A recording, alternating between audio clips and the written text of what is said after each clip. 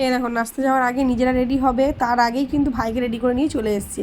আর ওকে খাইয়েও দিচ্ছে একটুখানি chocolate, Cadbury, lozenges যে যা পাচ্ছে খাওয়াচ্ছে। আর এদিকে দুধ হরলিক্স বানিয়েছিলাম, সেটাই আমরা ওকে খাইয়ে দিচ্ছি।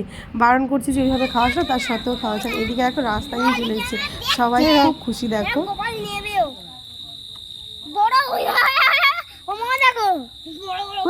ও দেখছে, দেখো নেবে।